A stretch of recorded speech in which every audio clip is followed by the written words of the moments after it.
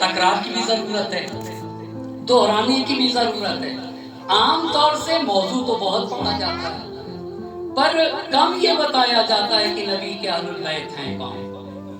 کچھ لوگ بہت توجہ کریے گا، قرآن کی 2 آیت ہے، ایک ہے انما یرید اللہ آیت تھی، اور ایک آیت ہے وَأَنذِرْ عَشِيرَتَكَ الْأَقْرَبِينَ۔ مصادیق تطہیر کون ہے اور مصادیق انذر عشیرتک الاقربین کون ہے؟ یہ دونوں چیزوں میں فرق کی ضرورت ہے، بہت توجہ کریے گا۔ کچھ لوگ ہیں جو اقربین کے مصداق ہیں، وَأَنذِرْ عَشِيرَتَكَ الْأَقْرَبِينَ، پر کچھ لوگ تطہیر کے بھی مصداق ہیں انقریب، اور اقربین کے بھی مصداق ہیں۔ اچھا، تو یہ اہل البیت ہیں کون؟ بہت صاف لفظوں میں یوں کہوں کہ رسول پاک کے 12 جانشین اور حضرت فاطمہ، یہی لوگ نبی کے اہل البیت ہیں، اور بس سیدھی سی بات ہے۔ اس لیے کہ آپ غور کریں نا، اہل البیت اسے کہا جاتا ہے جو معصوم ہو۔ آپ اس پہ غور کریے نا، اہل البیت کی محبت واجب ہے، اہل البیت کی اطاعت ویسے واجب ہے جیسے اللہ اور رسول کی۔ تو یہ کیا غیر معصوم ہو سکتا ہے؟ اس میں کوئی ممکن نہیں ہے اس میں غیر معصوم داخل ہو سکے۔ تو نبی پاک کے اہل البیت کون ہیں؟ نبی کے 12 جانشین اور حضرت فاطمہ۔ اچھا، اتنی بات تو بات فرق کر گیا۔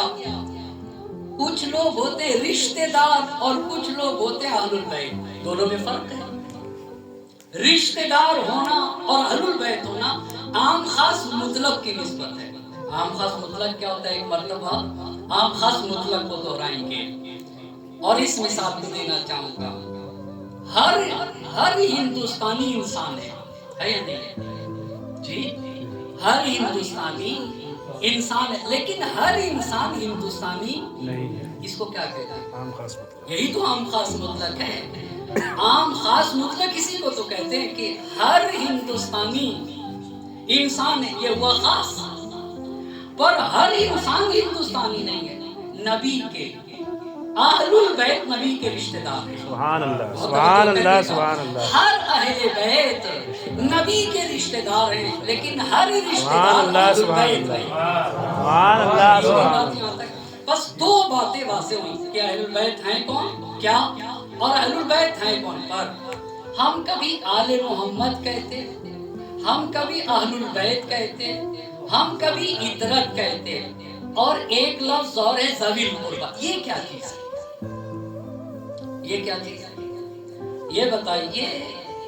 قُلْ لَا أَسْأَلُكُمْ عَلَيْهِ أَجْرًا إِلَّا الْمَوَدَّةَ فِي الْقُرْبَى۔ کس کی محبت واجب ہے؟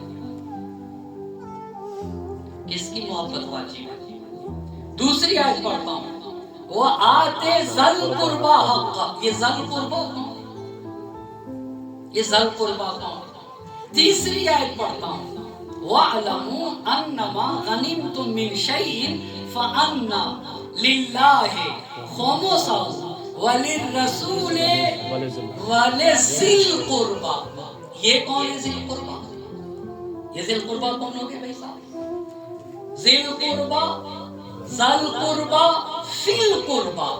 اچھا، بس اس کا مطلب یہ ہوتا ہے کہ ایک لفظ ہوا بھائی صاحب، اس پہ بہت غور کرنے کی ضرورت ہے۔ ایک لفظ ہے اہل البیت، ایک لفظ ہے آل محمد، ایک لفظ ہے عطرت، اور ایک لفظ ہے ذوی القربہ۔